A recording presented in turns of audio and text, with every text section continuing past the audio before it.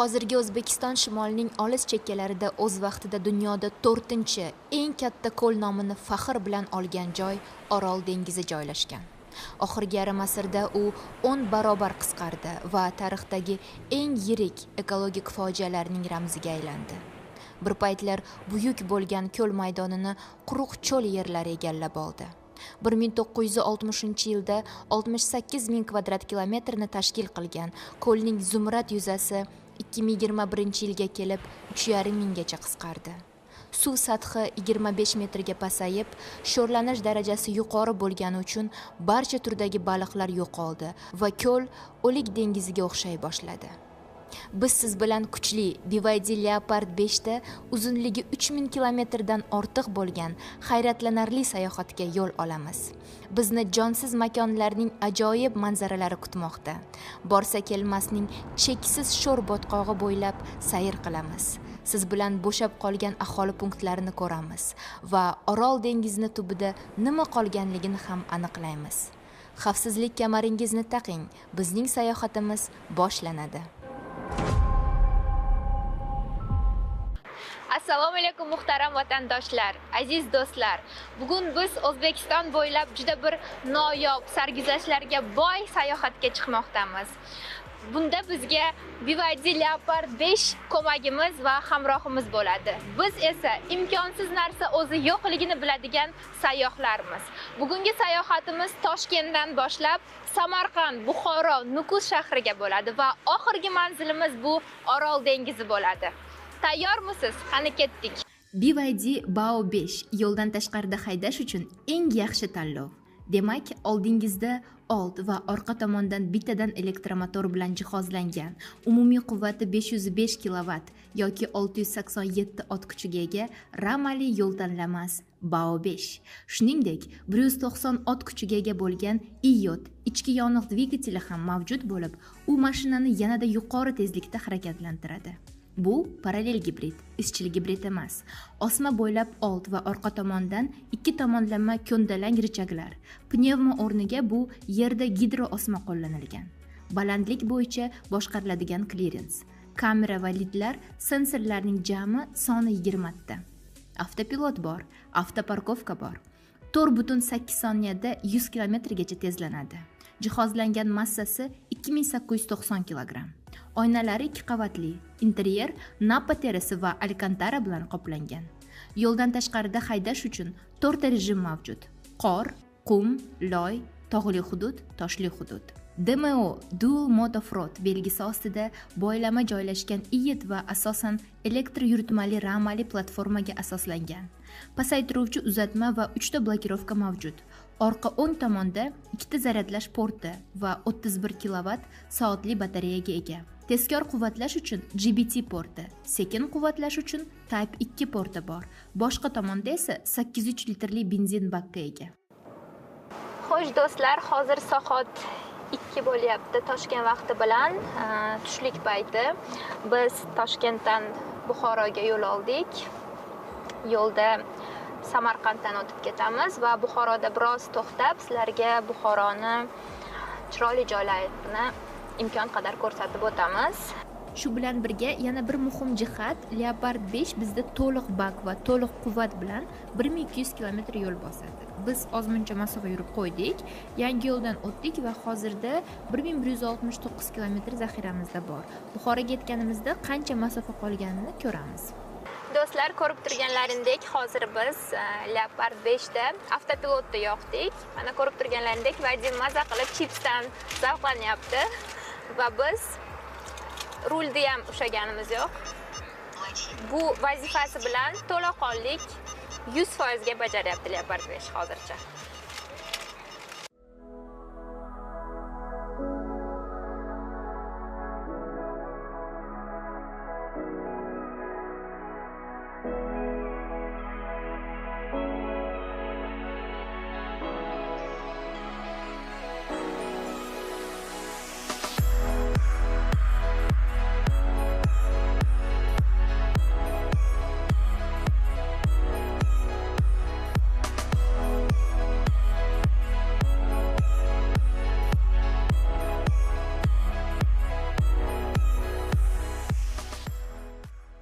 Ребята, мы доехали до кафе Афсана, нашего любимого, заряжаемся на зарядке и покажу вам одну интересную фишку Леопарда и почему это настолько технологичная машина. Помните, когда мы заряжали Song Pro гибридный, он принимал 18 киловатт, как в принципе и все гибриды, но BYD Leopard Fanchembao, он же, принимает сейчас 51,4 киловатт мощности. И это еще не все. Когда мы только приехали сюда, буквально 5 минут назад, у нас было всего 15 или 20% заряда, и он уже набрал до 58. Я смотрел по приложению, у нас было больше 100 киловатт принимал он тогда. Просто мы сейчас только что это заметили. Мы в следующий раз, когда заедем, остановимся на другую зарядку, и у нас будет мало заряда в батарее, я вам покажу, сколько он принимает мощности. Это на самом деле удивительно. У него небольшая батарея, но как быстро он ее заряжает. То есть, в принципе, если зарядные станции стоят часто, можно, в принципе, вот так ездить, останавливаться буквально на 15 минут и подзаряжать его очень быстро. Ну, вот такая фишка еще у этой машины. Do'stlar, hammaga xayrli kech. Biz Samarqanddan o'tdik. Biz yo'lda atiga bir marta quvvat to'ldirish uchun to'xtadik. Aslida ushbu sayohatda biz yoqilg'ining umumiy sarfiga qanday ta'sir qilishini tekshirish uchun yo'lda uchragan quvvatlantirish stansiyalariga to'xtab, avtomobilimizni quvvatlantirmoqchimiz. Xo'sh, biz Samarqanddan o'tganimizni hisobga olsak, yana 1070 kilometr bor. 1070 kilometr qolgan quvvat zaxiramiz. Endi bort kompyuteriga qaraylik. Bizning yoqilg'i sarfimiz qancha ekan? Mana ko'rib turibsizlar, 100 kilometr uchun 9,6 kilovat elektr va 4,1 litr benzin. Biz 95 markali benzin quydik. 3 tonnalik yo'l tanlamas Bao 5 Samarqandga ham shunday arzimas ko'rsatkichlar bilan yetib keldi. Bu juda ham zo'r ko'rsatkich. Biz esa yana 1070 kilometr masofani toza benzin bilan 971 kilometr va elektr quvvat bilan 98 kilometrni bemalol bosib o'tamiz. Ushbu toifadagi avtomobillar uchun juda hayratlanarli ko'rsatkich. Ребята, мы доехали до Наваи, уже глубокая ночь, и сейчас нам как раз удалось зафиксировать этот момент, что машина принимает 100 киловатт мощности. С батареи всего 32 киловатта. Идемте, покажу.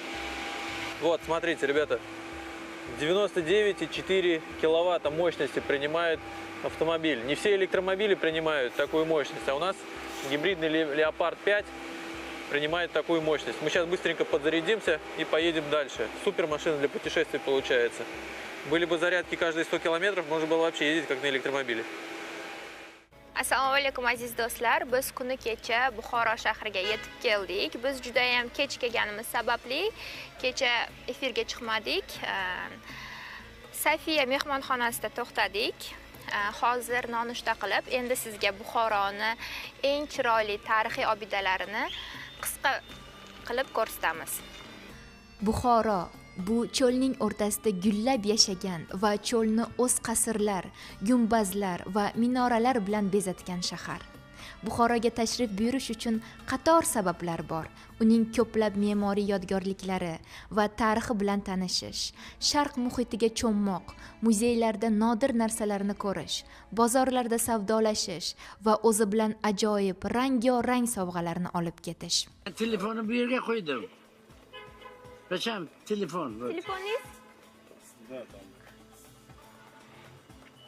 Taassurotlaringiz qanaqa? Yaxshi, juda zo'r. Menga yo'qdimi o'sha uzoqdan men ertalab kelib qarab ketdim. Hozir uzoqdan ochdingiz, men keldim yana. Yaxshi, juda zo'r. Удобный ekanda совсем. Bu koja. Mayonlari ham avtopilot bor. Ha. Bemalol palasalar bo'lsa, o'zi qo'lingiz rul dushamasdan bemalol ketaverasiz. Kechqurun ham biz sinab ko'rdik. Kechqurun bemalol avtopilotda o'z vazifasini bajardi mashina. Bu ruchka, ha? Ha, bu ruchkasi. Zo'r. BYD number 1 deb qo'ying, tog'ajon. Juda yaxshi, zo'r. Do'stlar, biz sayrimiz davomida juda ham bir noyob ustaxonani kashf etdik. Bu temirchilik, hunarmandlik ustaxonasi. Bilasizlar, Buxoroda temirchilik juda ham rivojlangan. Kelinglar ko'ramiz. Birinchi taassurotlar bu juda ham chiroyli. Mana qaranglar, bu joyda pichoqlar har xili. Rasman To'xon biza 7-avlod bu kasb bo'yicha biz aslida qiladigan narsamiz shu qo'lcha reshish tam pichoq qaychi taqaymiz. Keling, Dilmurod jarayonni ko'rsatamiz. Mana hozir pichoqsozlik.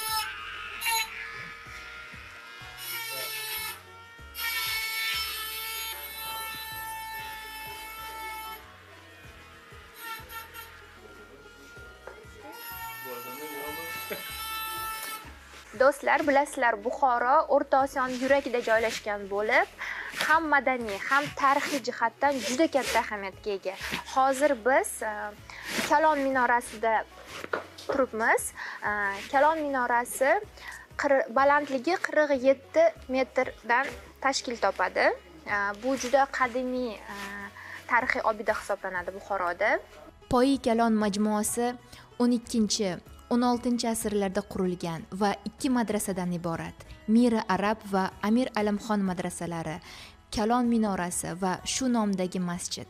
Manzarada ko'rsatilgan kabi ushbu joyda arablarning 8-asrdagi fathidan avval ham jome masjidi va minora bo'lgan.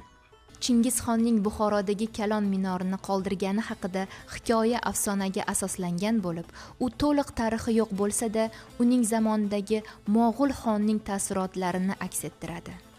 Mashhur afsonaga ko'ra, Chingizxon 1220-yilda Buxoroni zabt etar ekan, Kalon minorasini ostiga kelib shunday degan ekan: "Men Allohning elchisiman va sen Buxoro, qanchalik buyuk bo'lmagin, menga qarshi qurboni bo'lishing kerak.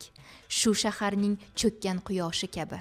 degan zahotidayoq dubulg'asini shamol uchiradi va dubulg'ani ko'tarmoqchi bo'lib engashib tabassum bilan deydiki: "Buxoro, men ta'zim qilgan birinchi shahar bo'lding" va ushbu minorani tegmaydi. Bu afsona ramzi Chingizxonning yurtlarini zabt etish maqsadlari bilan birga uning madaniy merosga bo'lgan ehtiromini ham ko'rsatadi. Hozirgi kunda Buxorodagi Kalon minori ushbu tarix va o'sha zamon arxitekturasini kuchini tasdiqlaydi.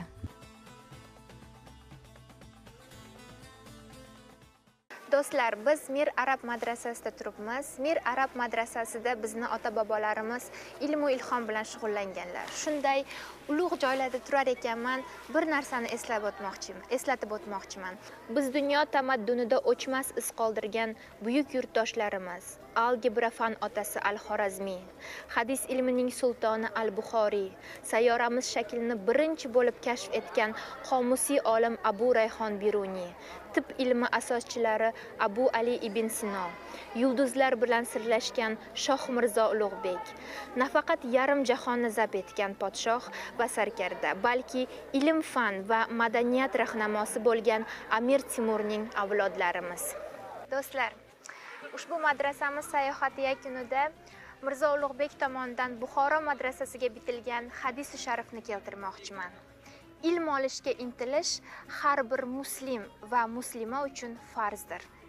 Do'stlar, buxorocha osh safiy ayrim bir tayyorlanish usuli bilan farqlanar ekan boshqa oshlardan. Hozir bizga Ilyosbek ma'lumotlar beradi va birgalikda biz boshlaymiz. Hozir guruch bilan suv aralashtirdik va ushbu suvni biz 1 soatga chetga olib turamiz.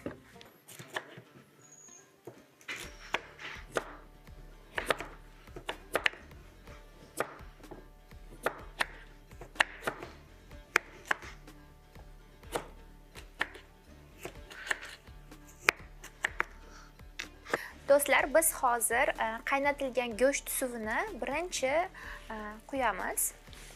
Ozgina.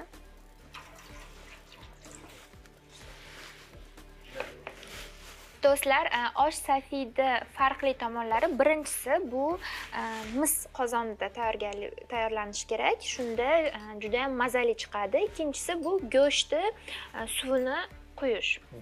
Va uchinchisi, buxorocha qilib aytganda bug'da pishiriladi, ya'ni na paru. Endilikda biz go'sht suvini quydik, endi sabzi solinadi. Asta-sekin solinadi. Endi ketidan go'shtni, qaynatilgan go'shtni suvini quydik-ku, endi shu go'shtni solamiz.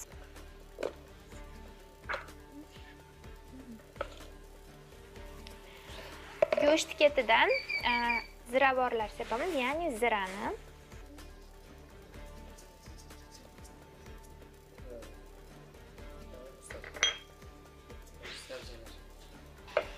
Xo'sh, sabzi soldik, go'sht soldik, zira soldik. Ustidan yana bir qator sabzi solamiz.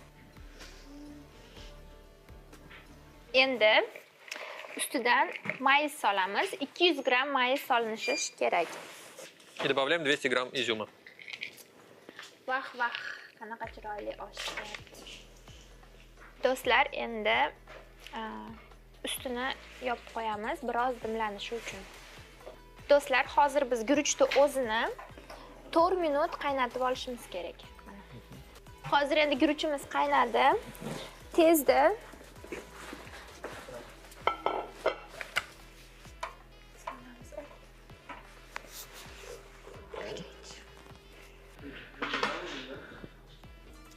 Do'stlar, biz va nihoyat o'z qo'limiz bilan pishirgan oshimiz tayyor bo'ldi. Mana ko'rib qo'yinglar, juda ham mazali.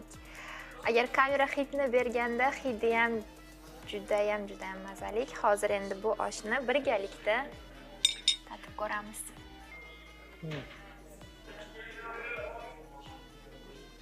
Плов просто песня. Божественный.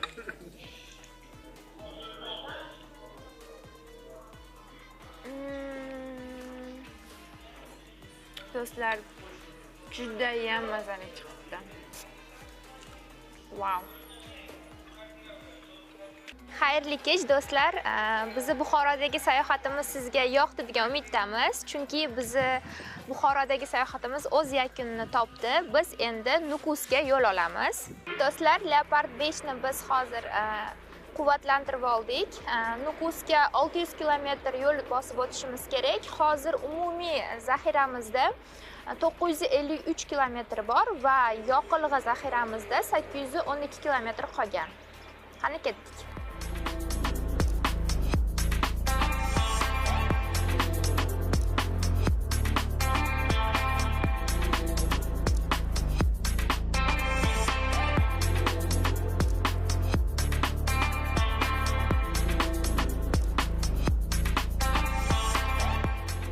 Do'stlar, assalomu alaykum. Biz hozir Nukusdamiz. Sizlarga biroz sonlar haqida gapirib o'tmoqchi edik. Toshkentdan Nukusgacha biz 1150 kilometr yurdik va bizda 75 litr benzin ishlatdik. Hozir odometrda ko'rsatamiz sizlarga, batafsil ma'lumotni bemalol ko'rishlaringiz mumkin.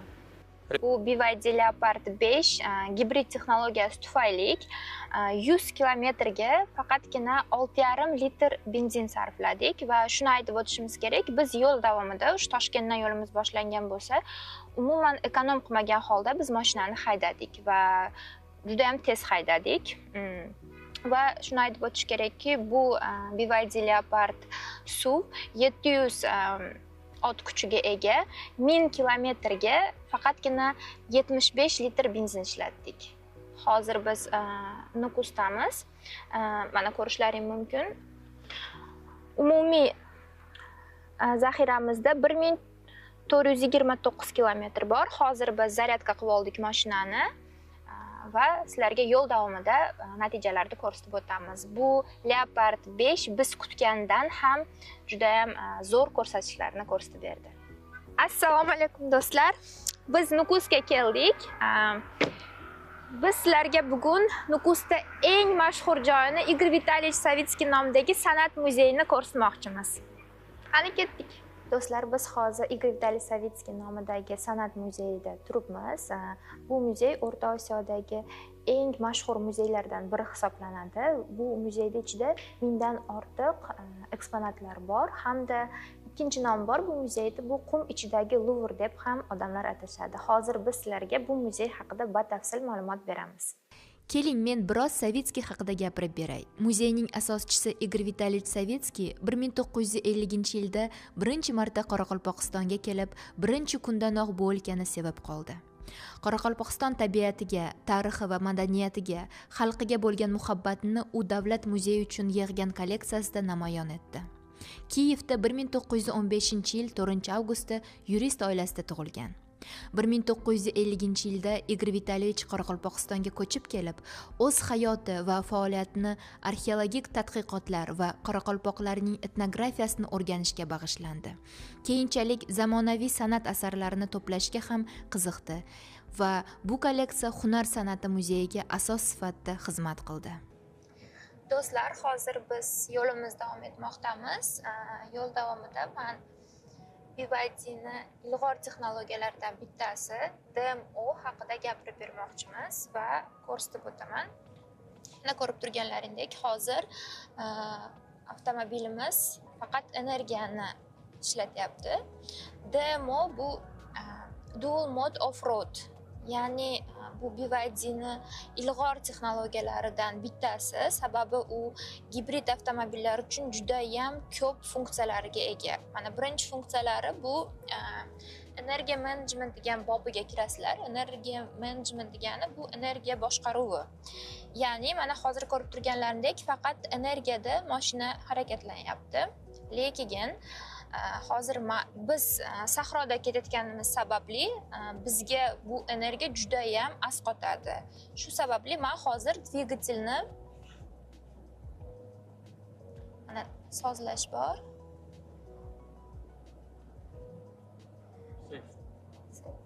Dvigatelni yoqdim. Mana hozir ko'rib turganlaringdek dvigatel mashinani quvvatlashni boshladi. Mana hozir 46%. Bu bizga juda ham foyda beradi, sababi sahroda har xil vaziyat bo'lishi mumkin va imенно shu texnologiya har tomonlama sizlarga yordam beradi. Hamda yana bitta funksiyasini ko'rsatib o'tmoqchiman.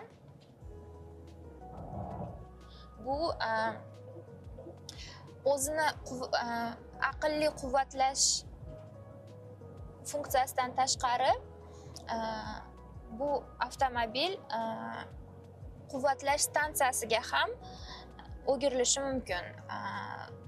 Misol tariqasida o'sha sahroda quvvatlash kerak bo'lsa, mashinani quvvatlash kerak bo'lsa yoki biror narsa tayyorlab pishirmoqchi bo'lsalaring, mana Vitiol texnologiyasi bor. Vitiolda Leopard 5 ga ulab bemalol ikkinchi mashinani ham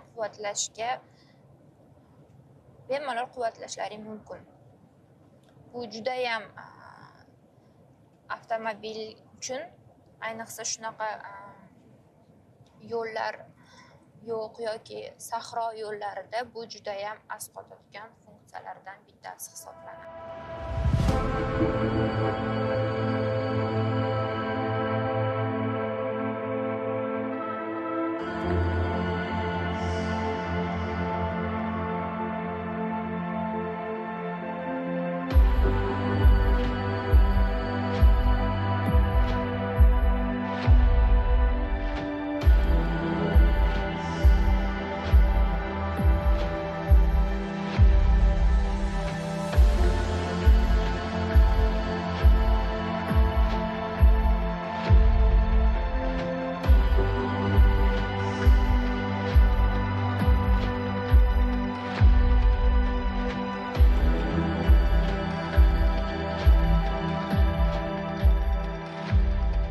Do'stlar, biz sayohatimiz davom etmoqdamiz. Ko'rib turganlaringdek, Tuzli ko'l tarafga yo'l olganmiz. BYD Leopard 5 da biz umuman butun yo'l g'adir-budur, tekis emas. Lekin mana ko'rib turganlaringdek bizga bu u darajada sezilmayapti.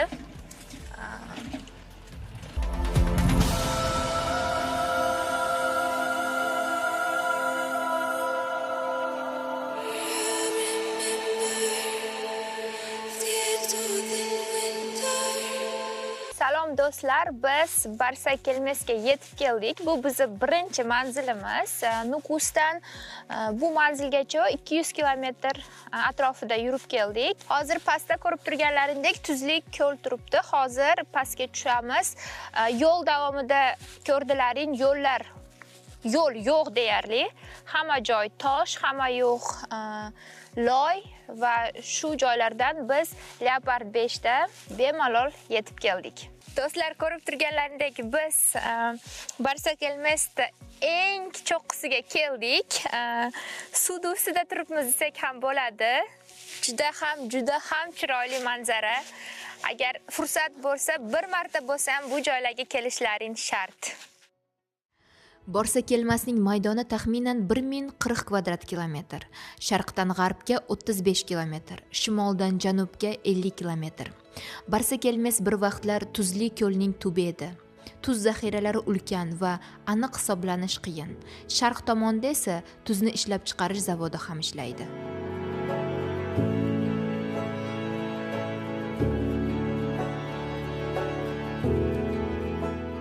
Do'stlar, biz hozir Barsakelmesdan yo'lga chiqdik Leopard 5imizda. Hozir keyingi manzilimiz bizda Sudoche oroli.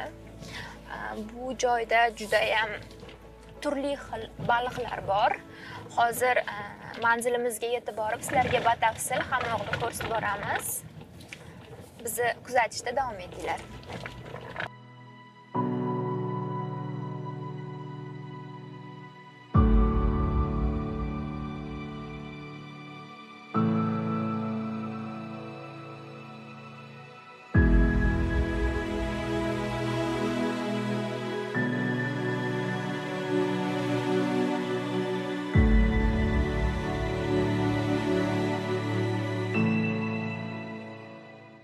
Do'stlar, biz keyingi manzilimizga yetib keldik. Sudoche orolida. Hozir ko'rib turgan joyimiz bu 10-asrda bu joy qo'riqlash minorasi deb atalgan. Hozir sizlarga bu joy haqida batafsil aytib o'tamiz. Uzoq vaqt ilgari Sudoche ko'li Amudaryo deltasidagi eng katta suv ombori bo'lib, Orol dengizi bilan anhor orqali bog'langan. Lekin so'nggi 60 yil ichida Orol dengizi kabi bu ko'l ham kichrayib, bir qator kichik ko'llarga aylandi. Ammo shunga qaramay Sudoche o'z ekotizimini saqlab qoldi. Bu yerda hali ham baliqlar bor. Bu ko'lda ko'chmanchi qushlar to'xtaydi. Pushti rang flamingo esa uya quradi. Qarang, naqadar go'zal manzara, sahro ichidagi haqiqiy voha, oazis. Aytgancha bu yerda suv chuchuq. Afsus, bu kunlarda flamingolar issiq o'lkalarga uchib ketdilar. Ko'lning maydoni 330 kvadrat metrni tashkil qiladi. Bunda uning eng chuqur joyi atiga 3 metrni tashkil qiladi. Do'stlar, Sudoche orolini pastida Urg'a degan qishloq joylashgan bo'lgan. Bu 19-asrda baliqchilikning gavjum joyi bo'lgan. Bu joyda turli xil baliqlar bo'lgan. Do'stlar, hozir ko'rib turgan joyingiz bu Nasroniylar qabristoni. 1960-yilda ushbu joyda Urg'a atrofidagi Nasroniylarni oxirgi maskani bo'lgan, ya'ni dafn etadigan joy bo'lgan. Barcha surg'un qilingan Ural qozoqlari shu joyda dafn etilgan. Do'stlar, bizning sayohatimiz o'z yakuniga yetdi. Hozir biz Ustyurt platosiga yo'l olmoqdamiz. Ko'rib turganlaringdek, yo'llar juda ham g'adir-budur, lekin shunga qaramasdan BYD Leopard 5 a'lo darajada bajaryapti o'z vazifasini. Что, включаем режим спорт. Теперь переходим в спорт плюс. Завелся двигатель. Так. Левую на тормоз. Драйв. Правую на газ. И поехали.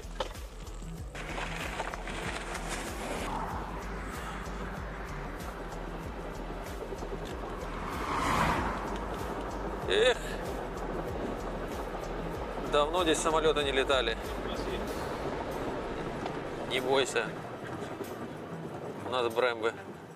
Aziz do'stlar, shunday qilib biz Qibla Ustyurt kichik qishlog'iga kirib keldik. Bu qishloqda uncha ko'p odam yashamaydi. Bo'lsa 282 ta odam yashaydi. Oldin ilgarilari 90-yillarda bu joylar Ustyurt Komsomolsk deb nomlangan. Do'stlar, biz ham nihoyat oxirgi nuqtamizga, manzilimizga yetib kelmoqdamiz.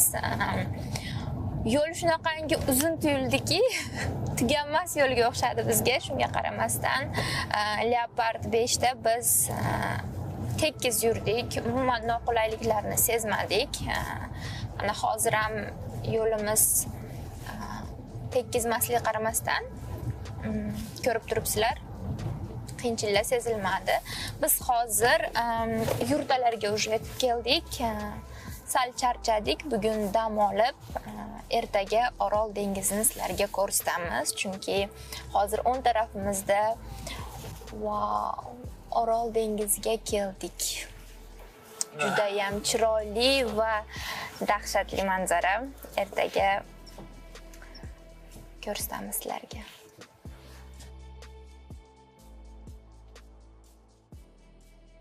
Do'stlar, xayrli tong. Biz bugun tunimizni shu chiroyli, ko'rkam va shinam yurtada o'tkazdik. Bu yurtda hamma sharoit bor, ko'rib turganlaringdek. Mana biz bitta futbolkada o'tiribmiz, sovuq emas, hamda eng zo'r joyi bu yurtani Orol dengizini to'g'risida joylashgan. Bugun nonushtamizni Orol dengizini oldida qildik desak ham bo'ladi. Va bunaqa yurtlarda agar yashamoqchi bo'lsalaring, bitta tun uchun 900 ming. Hamma sharoiti bor, ham tushlik berishadi, ham nonushta berishadi va chiroyli Orol dengiziga manzara bilan maza qilib dam olib ketishlaring mumkin.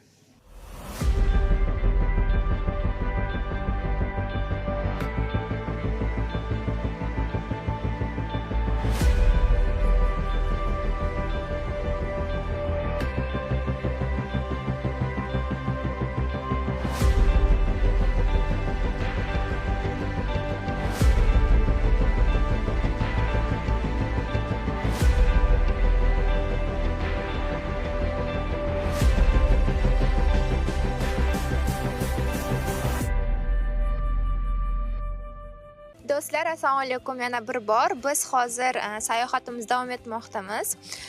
Biz hozir Aktimsiq tarafiga yo'l olganimizda biz shu joydagi yashovchilarni uchratib qoldik va ular bizni BYD Leopard 5 ga juda ham qiziqishdi.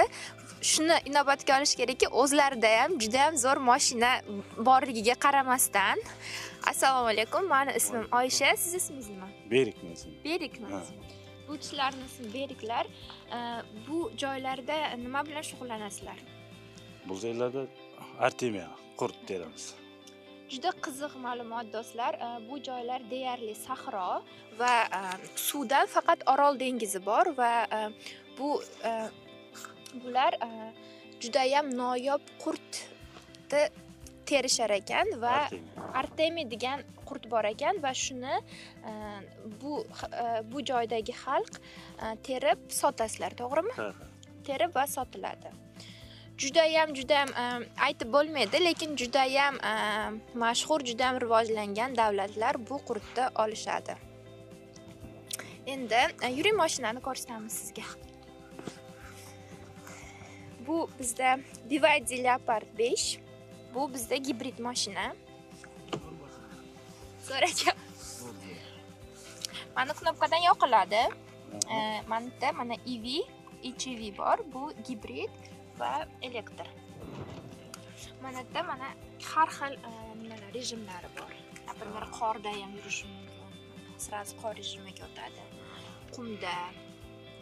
Hozir mana yo'lda Orol dengizining oldidan kelganimizda juda ham loyiha yo'llar chiqdi. Mana loyiha yo'llarga ham mos bor. Oldi sidenyalarida masaji bor va isitish tizimi bor. Bunda zaryadka bor. Hamda bitta zo'r texnologiyasi bor, DMO degan. DMO mana shunaqa sahro joylarda maqsiz dvigatel o'zi zaryad qiladi. Hamda misol tariqasida agar mabodo shunaqa joylarda yana bitta mashinaga yoki biron narsaga elektr kerak bo'lsa, bizning mashinadan elektr chiqib bemalol svet sifatidami, zaryad sifatidami, nima sifatida nima kerak bo'lsa, shuni ishlatsa bo'ladi. Zo'r. Qalay mashina sizga yoqdimi? Yoqdi. Zo'r edi. Do'stlar, biz keyingi manzilimizga yetib keldik. Mis Aktumsik degan joyga. Mana ko'rib turganlaringdek juda ham ko'rkam joy. Bu joyni eng afzal tarafi shundaki, qadim-qadimlarda bu joy dengiz edi. Mana ko'rib turganlaringdek dengiz balandligi qay darajada baland bo'lganligini, hozir esa afsuski bu joylar faqatgina sahro. Lekin bu joyda oldida, bu toshlarni oldida turganingizda juda ham bir boshqacha chiroyli manzara va shuni aytib o'tish kerakki, bizni BYD Leopard 5imiz ko'rib turganlaringdek bunaqa toshli joylarda ham o'z vazifasini a'lo darajada bajarmoqda.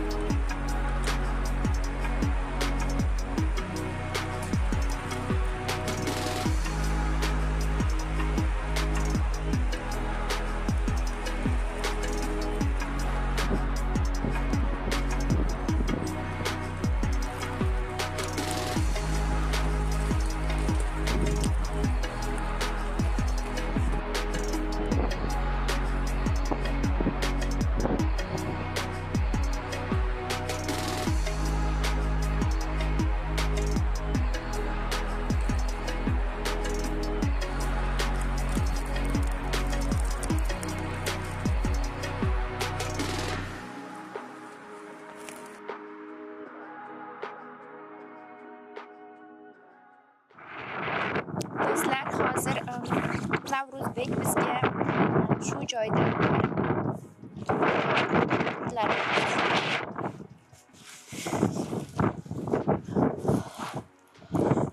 qani? Wow. Do'stlar, bu Artemiya qurti.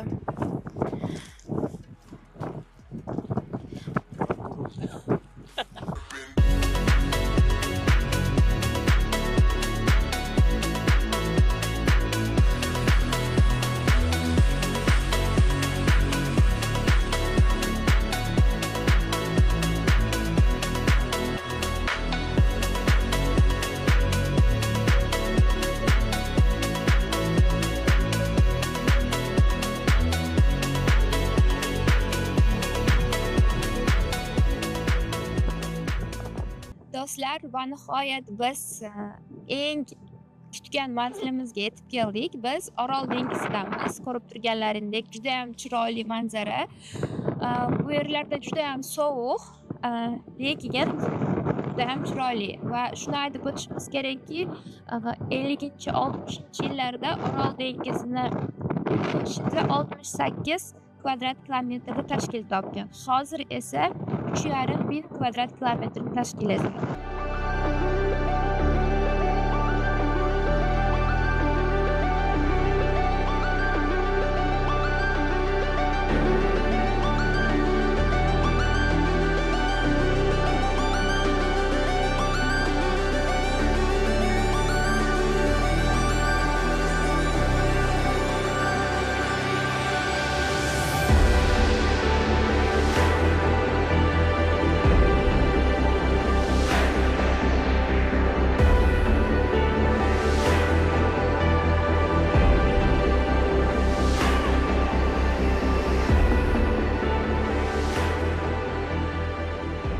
Ustyurtning iqlimi sahrodagidek kabi quruq, yog'ingarchilik kam, yoz davomli va juda issiq. Aksariyat holatlarda harorat Selsiy bo'yicha 40 darajadan yuqori. Qishda qor kam, sovuq, ochiq joylardagi shamollar tufayli qish nihoyatda yoqimsiz. Shuning uchun Ustyurt platosida sayohat qilishning eng yaxshi payti aprel, may, sentyabr va oktyabr oylaridir. Biz esa noyabrda keldik va kechikdik. Hozir bu yerlarda shiddatli shamol esmoqda. Do'stlar, xayrli tong. Biz hozir Mo'ynakdan ozgina yurganlaringda Orol dengizini obodonlashtirish bo'yicha ekiladigan daraxtlarni yoniga keldik. Hozir Karmadin aka bizga batafsil ko'rsatadilar. Karmadin aka, qanaqa daraxtlar bor shu joylarda? Saksovul, Şerkez, Kandım, Bayalış, Keresken, Arunda. Arunda? Evet, Arunda oldu. İşte Koray'da yine kayıtta aslında kukat çıkardık baharda. Bak. Ushbu sahroni obodonlashtirish maqsadi BYD kompaniyasini yashil kelajak maqsadi bilan barobarligi uchun biz ham shu loyihani yaqin orada joriy etmoqchimiz. Ya'ni shu Orol dengizini obodonlashtirib, yana qayta holiga qaytarish masalasi bo'yicha. Karmaz aka, rahmat kattakon. Shunaqa joylarga olib kelganingiz uchun, shunaqa sahoba ishlar bilan shug'ullanganingiz uchun. Gapiraymi? Bu Orolning qurgan joyida, bu Orolni obodonlashtirish uchun biz shunaqa narsalarni yekdik. Saksovul, Cherkez, Qandim, Bayalish, Teresken, Zen, Arunda degan o'simliklarni yekdik. 100% yaxshi foiz, 100% ko'kardi. Hamma narsa bizda ko'rib tursiz, hozir hammasi ko'karyapti. O'shachka bizning. Все. Karmaz aka, rahmat. Спасибо. Спасибо. Do'stlar, mana ko'rib turganlaringdek 8 gektar yerga, mana bu tarafiga saksovul ekilgan. Hamma bu joyda ko'rib turgan daraxtlaring erta bahorda hammasi gullaydi. Erta bahorda yana bir kelib ko'rish kerak. Juda ham ko'p ekilgan, haqiqatan ham. Do'stlar, xayrli tong. Biz Orol dengizining tubida joylashgan yo'qotilgan kemalar qabristoniga keldik. Yo'qotilgan kemalar qabristoni Orol dengizining sohilida yagona yirik port Mo'ynoq shahrida bo'lgan. Yaqin tarixda 100 mingdan ziyod aholi ushbu shaharda yashagan va baliqchilar va baliqchilik rivojlangan shahrning yagona dalili bu shu kemalar. Afsuski, o'z dengizini yo'qotgan kemalar. Do'stlar, biz Mo'ynoqdan Nukusga yo'lga chiqdik va yo'l davomida Leopard 5imizni interyeri haqida ham biroz gapirib bermoqchi edim. Ko'rib turganlaringdek 15 dyuymli ekran, juda ham katta va mashinamiz ichi harbiy tematikani eslatadi. Mashinamiz haqiqiy sayohatlarda yaxshi ko'radigan. E'tiborlaringni shu oynaga qaratmoqchi edim. Bu oynakda mana orqa obzori ham bor. Bemalol ko'rishlaring mumkin. Bu joyga ko'zoynaklarni qo'ysa bo'ladi. Yana mashinada 18 ta spiker bor. O'rindiqlari alkantara bilan jihozlangan. Mana torpeda ham ko'rib turishlaring mumkin. Juda ham chiroyli. Va yana bitta muhim narsa, termoslaringni, mana ikkita termosga joy bor. Haydash jarayonida xalaqit qilmaslik uchun ichkariga mana tepaga chiqarish mumkin. Ko'rib turganlaringdek mana agar xalaqit bo'lsa ichkariga tushirib qo'yishlaring mumkin. Do'stlar, yana bitta juda ham muhim Leopard 5 ta afzalliklaridan bittasi bu mana ko'rib turganlaringdek kichkina kamera. Bu kamera nima uchun degan savolga juda ham oson javob. Bilasizlar, Leopard 5 da avtoparkovka, avtopilot bor. Xo'sh, o'sha avtopilot sizlar yo'l jarayonida mashinani haydab ketayotganlarida mabodo ko'zlaring yumilsa yoki pastga qarasalaring yoki chalg'isalaring, shu kameradan sizga ko'rib turib sirazu mashina ogohlantirish beradi. Ogohlantirish qanaqa turda bo'ladi? Mashina silkishni boshlaydi yoki signal chalishni boshlaydi, gapirishni boshlaydi.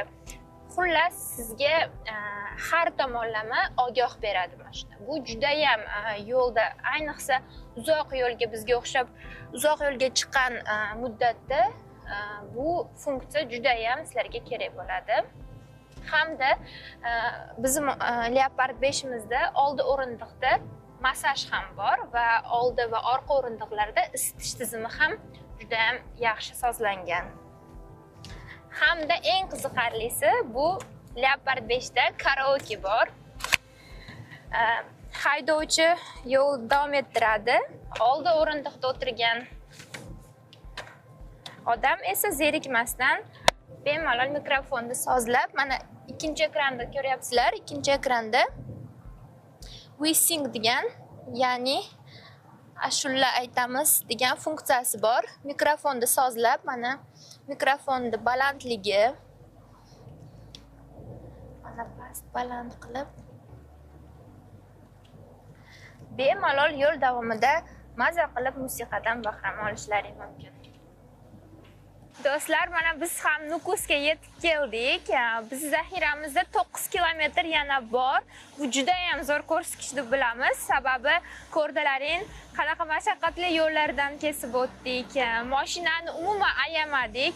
Yo'lsiz yo'llardan, cho'llardan yurdik. Shunga qaramasdan mana Nukusga yetib kelishimizga yana zaxiramizda 9 kilometrimiz bor. Bu juda ham zo'r ko'rsatkich deb bilamiz. Do'stlar, xayrli tong. Biz Nukusdan Toshkentga yo'lga chiqdik.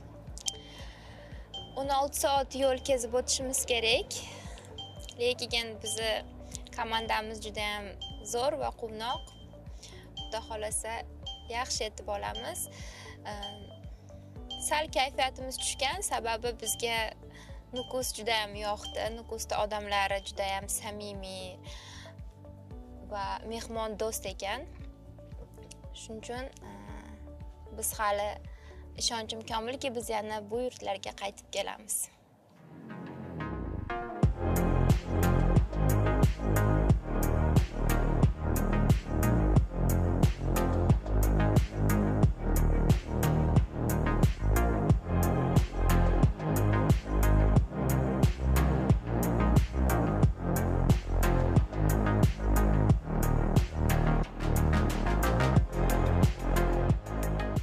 Aziz do'stlar, xayrli tong. Biz kecha ming afsus Nukusdan Toshkentgacha yetib kelmadik, chunki yo'lda charchab qoldik. Shuning uchun biz Samarqandda to'xtashga qaror qildik. Samarqandda tunda o'tkazib, hozir biz erta sahardan Toshkentga yo'l oldik. Tabiiyki nonushta qilgan ulgurmadik, lekin Leopard 5 da yana bitta juda ham afzallik tomonlaridan biri bu bizi o'zimizni xolodilnik muzlatkichimiz bor. Hozir Vadim bilan biz maza qilib nonushta qilamiz. Mana muzlatkichimizda mevalar bor hamda agar issiq taom bo'lsa, issiq taomda ham saqlasa bo'ladi. Faqat muzlatkich emas, balki ham isitib taomlarni saqlasangiz bo'ladi. Kelinglar nonushtaga birgalikda maza qilib nonushta qilamiz. Do'stlar, xayrli kech. Biz va nihoyat Toshkentga yetib keldik. To'g'risini aytsak, biz biroz charchadik, chunki juda ham uzoq yo'l bosib o'tdik. Ko'rib turganlaringdek, Leopard 5 a'lo darajada. Umumiy hisoblaganimizda 3168 kilometr masofa kezib o'tibmiz. Bu juda ham katta masofa va undan 1000 kilometrni ko'rdalaring yo'lsiz joylarda, sahrolarda biz yurdik va shunga qaramasdan BYD Leopard 5 umuman zarracha shikast ham yemadi va buzilib ham qolmadi. Hech qanaqa muammo chiqmadi mashinadan, ko'rib turganlaringdek. Va biz juda ham xursandmizki, birinchidan Qoraqalpoq xalqi juda ham mehnatkash, juda ham mehmon do'st ekan. Biz u o'lkalarda juda ham ko'p tajribaga ega bo'ldik, juda ko'p obidalarni ko'rdik va eng asosiysi Orol dengizini obodonlashtirish ishlari olib borayotgani bizni juda ham xursand qildi va albatta biz BYD kompaniyasi shu obodonlashtirish ishlarini ham o'zimiz tarafdan qo'llab-quvvatlaymiz. Bizni ko'rishda davom eting, sog' bo'ling, salomat bo'ling.